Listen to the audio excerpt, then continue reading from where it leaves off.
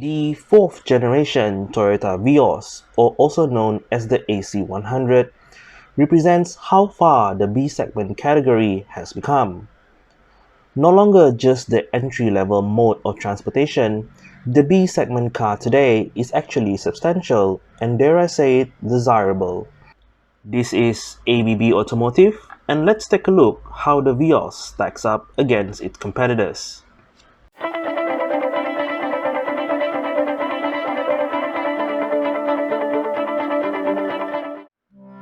The exterior of the new Vios is probably the best place to start, especially up front, where it features this rather large and imposing grille. Standard on both the G and E variant are LED daytime running light with LED headlights. The body kit that you see here is also standard equipment for both variants. One interesting detail on the front bumper is the vortex generator that channels the air towards the front wheels. Overall, the front end of the Vios is now more closely designed to its bigger brother, the Corolla and the Camry. Moving towards the side, the fastback profile of the new Vios mimics a certain C-segment Japanese sedan.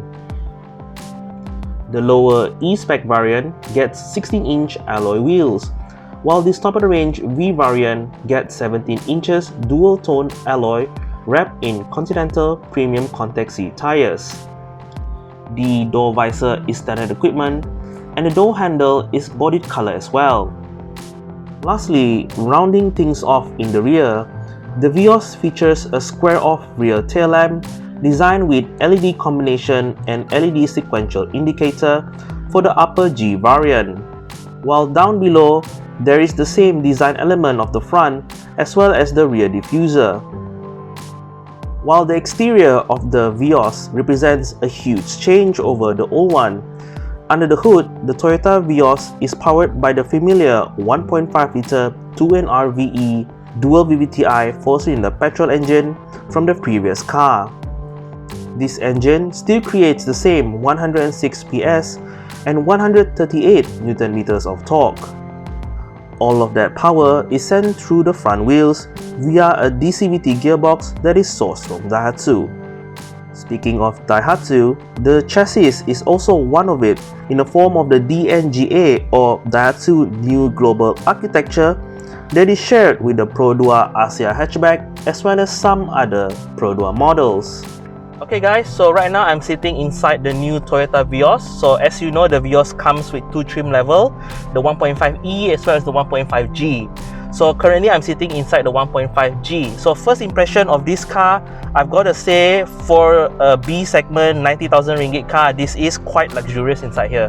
I am seeing a lot of soft touch material, especially on the dashboard, okay? And then I do have one next to my knee here, alright? And I also have the same material on my armrest, okay? So the armrest is quite big. I do like that it's really long. And then the center armrest inside, it has a wireless charger as well. So in front of me, the steering wheel, nice leather wrap.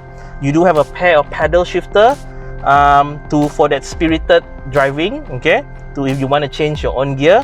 The steering itself, you can adjust tilt as well as telescopic. So I think finding a good driving position is not really an issue. Okay, so in front of me, I do have this very nice looking touchscreen infotainment system. I've got to say the resolution is very crystal clear, one of the best I would say for this segment. The reverse camera as well. This car is equipped with a 360-degree camera, and then you can change the angle as well. Now the one thing I like about this 360-degree camera, the resolution is very good, and the stitches is really good in this car. There's not even any physical line, it's just a constant view around the car. And the one thing I like also about this 360-degree camera, the car that's inside here, you can change the color depending on the exterior of your car. So if your car is white, you have a white color option. If you choose the blue one, you have the blue color option, black, silver. So that is quite nice. You can personalize the color of the car that's inside the 360-degree camera, right? So looking further down, I do see a single zone automatic climate control, push start button, and I do see a very big shifter over here. So the shifter kind of mimics the ones in the Pro Dua, but I'm not complaining. To me, this is a very nice looking, chunky looking shifter. It feels very nice in the hand, very solid when I'm changing gear. Okay, going further down, this car is equipped with electronic parking brake. So electronic parking brake is only available for the G-spec Vios. If you get the lower spec, it comes with the manual type. Okay, in front of the gearbox, I do have a deep storage compartment area, so you can chuck in your keys, your handphone or whatnot. It is quite deep. Now, the one thing that I like inside this car is the crystal black piano finish that's around the door handle as well as the center console. There is this diamond pattern that makes the trim looks like crystal. So as it reflects the light, it just gives that crystal vibe, you know. Now, seats itself, nice and supportive. I do have a little bit of bolstering on the side, very snug. Okay, and I do like that the bottom cushion is quite long, so I do have very good thigh support. So the last thing I want to say here, in terms of storage, quite good also in this car. You do have a very nice sizable glove box on the passenger side, and then at the bottom of the door there is a place for you to put your stuff and also water bottle, and the water bottle compartment is quite big. So overall, my first impression inside the Vios is that it's kind of luxurious actually. It has shown that how much B segment car has come a long way. The back seat of the Toyota Vios are decently comfortable. It features good amenities like rear air vents, charging port, as well as map pocket for both the passenger and front driver. Unfortunately, headroom is lacking, as well as the ability to fold down the seats. Other notable drawback includes the lack of a center armrest, which most of its competitors have. Lastly, the Toyota Vios has a boot capacity of 475 liters, which is mid-pack of the B segment category. Alright guys, so I'm in the driver's seat of the Vios. So I've taken this car out for a spin. So what's it like to drive? So first impression, it's a pleasant car actually. It's one of those cars where you get in, not much hustle, and it's quite an easy car to drive. With that being said, how does it compare to the previous generation Vios? Now this car, among car journalists in Malaysia, have mixed review of its driving style. Okay, so personally for me, compared to the previous Vios, the character of this car is more mature. Okay, it doesn't have that sort of like instant sporty response that the previous generation have, that lightness feel. This car is more of you press the throttle, the power builds up linearly and gradually. So to me, that characteristic, driving characteristics matches more on a bigger, like a D segment or a C segment car. It doesn't have that B segment lightness compared to the old model. Okay, so that can be a good thing if you are a type of person who's more laid back in your driving style. You just want it to have sort of like a comfortable driving style. That can be a good thing. But if your driving style is you want to be sporty and you want to have the most instant response, then compared to the old Vios, it doesn't have that lightness characteristic of the old car. So I would say with this car, it matures nicely. It grows up. Okay, so it's like that small little kid you see. From small, it grows up into a mature adult. So that's the case with the Vios. With every generation, you see the car gets more luxurious, the car gets better safety, and the characteristics of the car, now I don't feel like I'm in a B segment car. It feels like I'm in a C segment car from 10 years ago. Okay, so the Vios has definitely, from inside here, I feel has gone a little bit up market, you know, with a lot of soft touch material all over the place. Yeah. Now, with that in mind, with that mature vibe in mind, now the one thing I do like about this Vios is the insulation, and I've got to say, wind noise and tire noise in this car is kept to a minimum.